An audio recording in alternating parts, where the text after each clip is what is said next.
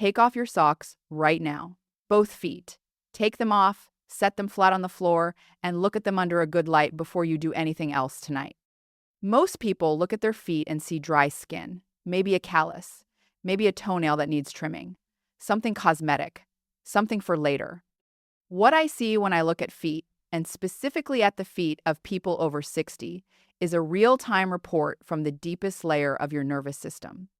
A diagnostic printout that has been sitting at the end of your legs your entire life, quietly broadcasting, and almost no one has told you how to read it. Here is what makes this urgent. Diabetic peripheral neuropathy nerve damage caused by elevated blood sugar affects an estimated 50% of all people with diabetes. Half. And here is the part that should stop you cold.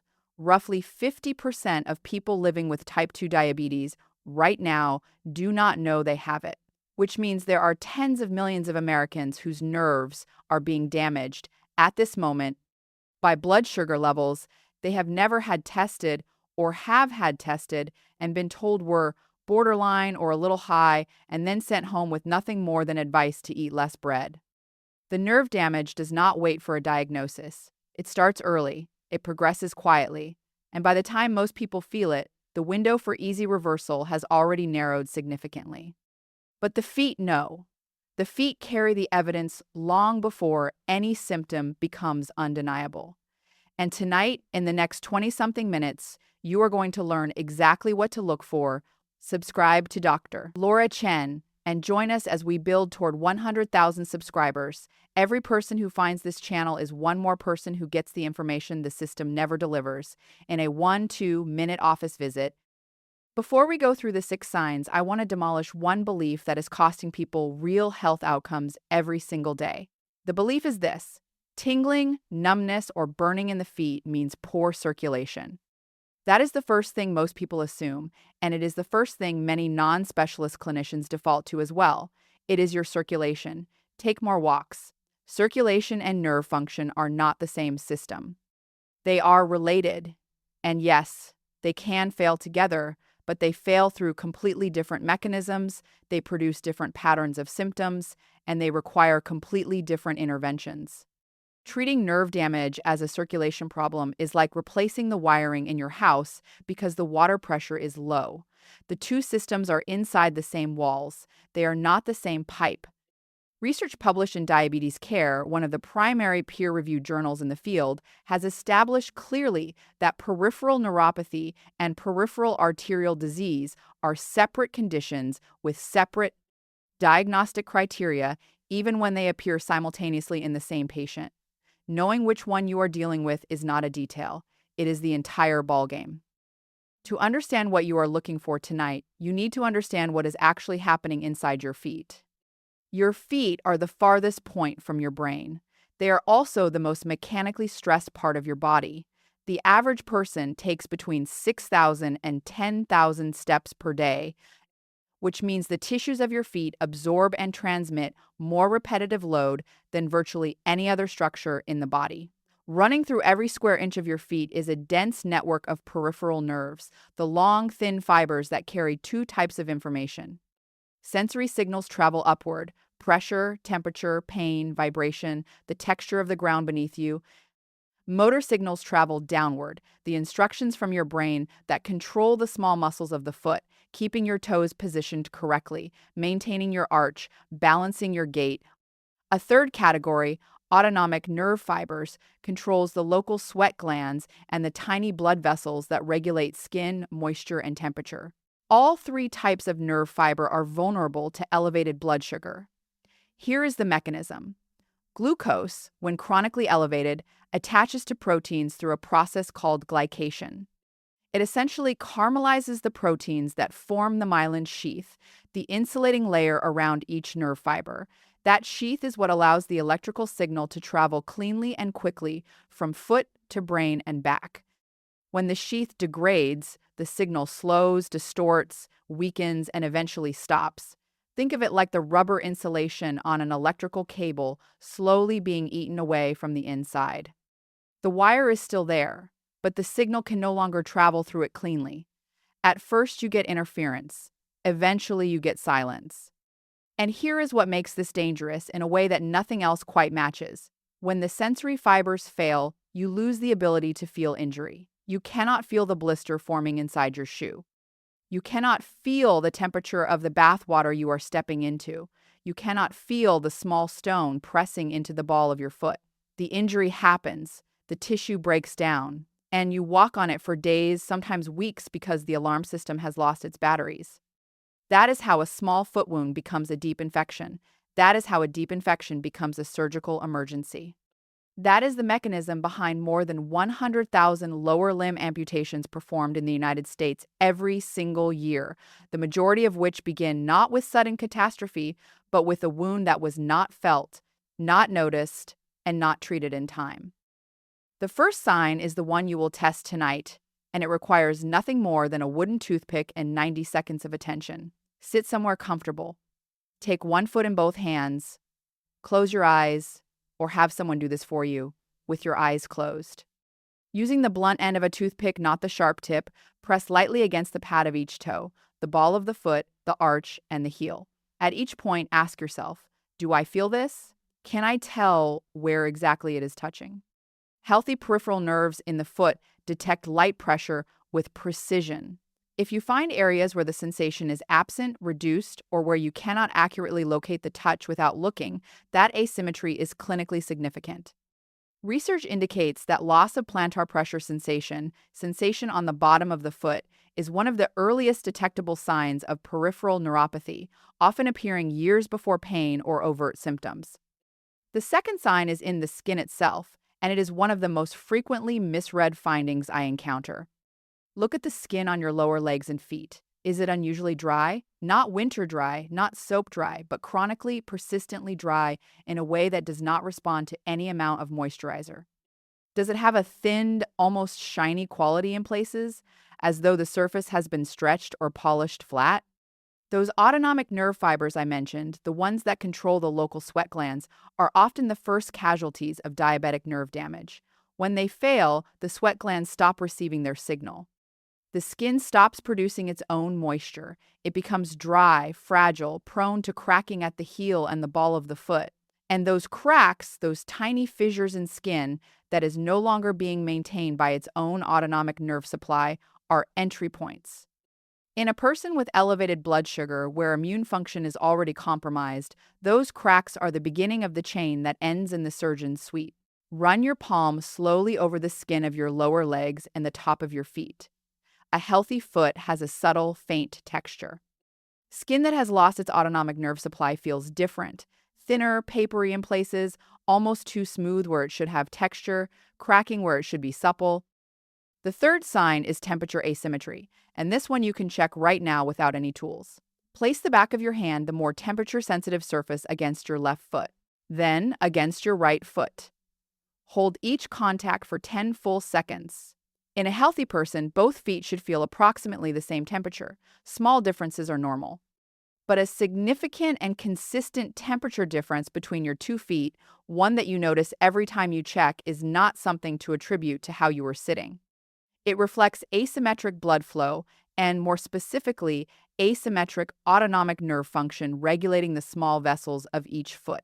One foot that is consistently colder than the other can indicate that the autonomic nerve supply on that side is more compromised. One foot that is consistently warmer, particularly if it is also slightly reddened, can indicate an early inflammatory response in the tissue, sometimes a precursor to Charcot arthropathy, a serious condition we will come to in a moment. The fourth sign is something most people over 60 have attributed entirely to age, genetics, or the wrong shoes. Look at your toes. Are one or more of them beginning to curl? Is the second or third toe developing a permanent bend at the middle joint, the shape clinicians call a hammer toe? Is the little toe curling under the fourth? Does the arch of your foot seem to be changing, either dropping flatter or rising higher than it used to be? The small intrinsic muscles of the foot, the muscles that keep the toes flat, maintain the arch, and balance the mechanical load across the entire structure, are controlled by motor nerve fibers running from the lower spine all the way to the foot. When those fibers are damaged by chronic elevated blood sugar, the small muscles begin to weaken and atrophy. The larger muscles of the leg then have no counterbalance. They pull, and the foot slowly deforms. This is not cosmetic. A hammer toe on a foot that cannot feel pressure means a bony prominence pressing into the inside of a shoe, creating a wound that goes unfelt, and unfelt until an infection has taken hold in the deeper tissue. A dropped arch means altered gait mechanics, altered pressure distribution, and new pressure points appearing in locations where the skin was never designed to bear that load. If your toes have changed shape in the last 3 to 5 years and you do not know why, that change deserves a conversation with a specialist, not a new pair of orthotics purchased online. The fifth sign is the one that should be in every primary care appointment and almost never is. Check whether you have hair on your toes and lower legs. This sounds trivial. It is not. Hair follicles on the lower legs and feet require adequate blood flow and healthy local autonomic nerve function to survive. When peripheral vascular disease or autonomic neuropathy begins reducing both, one of the earliest visible changes is hair loss below the knee, a smooth, hairless lower leg and toes in someone who previously had normal hair growth in those areas. Research published in the Journal of Vascular Surgery identifies this finding along with thin, shiny skin and reduced capillary refill as part of the clinical triad of early peripheral arterial disease, which frequently accompanies diabetic neuropathy. Look at both lower legs now. Look at your toes. If the hair is gone or significantly reduced compared to a year ago, compared to your other leg, compared to what you remember, write that down. Photograph it. Bring it to whoever manages your health. The sixth sign is the most serious, and if you see it, this video stops being the right resource and a specialist becomes the right resource today, not next month. It is called Charcot neuroarthropathy, or Charcot foot. And it begins with something that should terrify you precisely because it does not hurt. One foot becomes warm, red, and swollen significantly, visibly swollen. It happens relatively quickly, over days rather than weeks. It does not hurt, or barely hurts, because the pain-sensing nerve fibers are already too damaged to carry the signal. And because it does not hurt, people walk on it. They walk on a foot in which the small bones are fracturing and the joints are collapsing. They walk until the architecture of the foot is destroyed. Charcot foot in its early stages is reversible with immobilization and expert care. In its late stages, it produces a foot so deformed that it cannot bear weight normally, and infection risk becomes extreme. The entire difference between those two outcomes is catching the warm, swollen, painless foot early. Before we go any further, let me be direct about the signs that mean you stop this video and contact a clinician today, not at your next scheduled appointment, today. If you see a wound, blister, crack, or sore on any part of your foot that has been there for more than a week and is not clearly healing, that is a medical situation. If one foot is significantly warmer, redder, and more swollen than the other, and you have any history of elevated blood sugar, that is a medical situation. If you have complete loss of sensation on the sole of your foot, you press firmly and feel nothing, that is a medical situation. If you see any wound with darkened, blackened, or foul-smelling tissue, that is an emergency. That is not something to monitor. That is a same-day call. These are not worst-case scenarios invented for drama. These are the clinical thresholds that separate reversible from irreversible. Know them. Now, 2 tests you can run tonight at home, right now, that take under 3 minutes combined. Test 1 is the capillary refill test. Press firmly on the nail of your big toe until the nail bed turns white. Release the pressure and watch. The pink color should return in under 2 seconds. If it takes longer than 2 seconds, blood flow to that toe is reduced. This is not a diagnosis, it is a signal that your circulation to the distal foot deserves evaluation. Run it on both big toes and compare the 2 sides. Test 2 is the vibration test. If you have a metal tuning fork, strike it against something firm and hold the vibrating end against the tip of your big toe. Can you feel the vibration? Most people can feel it distinctly. If you cannot, or if it seems faint compared to what you feel when you hold the same vibrating fork against your fingertip, that difference indicates reduced vibratory sensation in the peripheral nerves of the foot. Vibratory sensation is one of the first modalities to be lost in diabetic peripheral neuropathy. Clinical guidelines published by the American Diabetes Association recommend vibratory sensation testing as part of the annual foot exam for all patients with diabetes, an exam that research shows is performed far less consistently than guidelines recommend. If you do not have a tuning fork, use the toothpick test from Sign 1 and simply notice whether sensation in your feet matches sensation in your fingertips when you perform the same light pressure test on both. Here is the systematic protocol. 5 minutes, once a week, the same day, the same time.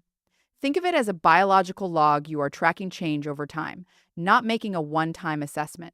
First, light. Natural daylight if possible. Tilt the foot to examine every surface, top, bottom, heel, between every toe. Darkness between the toes is where wounds hide. Second, color. Pink and even across both feet normal. Persistent redness in one area pressure point or early infection. Pale or bluish tint reduced arterial flow. One foot significantly darker or redder than the other, see a specialist. Third, temperature. Back of your hand against each foot for 10 seconds. Compare sides. Same temperature, normal. Consistent asymmetry, worth investigating. Fourth, skin texture. Run your palm slowly across both feet. Smooth and supple, healthy. Dry, cracked, shiny, thin, autonomic nerve involvement. Cracks between toes, entry points for infection. Apply plain, fragrance-free moisturizer every night, but never between the toes. Moisture trapped between toes creates a fungal environment. Fifth, shape. Look at toe alignment from the front and from the side. New deformity, new crossing, new curling since last week, note it. Sixth, sensation. Toothpick test. 4 points on each foot. The pad of the big toe, the ball of the foot, the arch, the heel. Eyes closed. Document what you feel and what you do not. Photograph both feet from the same angle, same distance, once a week. In 3 months, you have a visual timeline. Change that is invisible week to week becomes obvious across 12 weeks. That timeline is something you can show a clinician. It is evidence. It is not your memory trying to reconstruct what a wound looked like 4 months ago. If you have ever been told your blood sugar is borderline, a little elevated, pre-diabetic, or something to watch, do not wait for it to cross a threshold before you start protecting your feet. The nerve damage begins in the pre-diabetic range. Clinical research has established that peripheral neuropathy can be present and measurable before the blood sugar crosses the official diagnostic threshold for type 2 diabetes. The single most important laboratory number you need in addition to your fasting glucose is fasting insulin. Fasting insulin tells you how hard your pancreas is working to keep your glucose in range. A pancreas working 3 times harder than normal to produce that normal fasting glucose result is telling you something that the glucose number alone does not, requested by name at your next blood draw.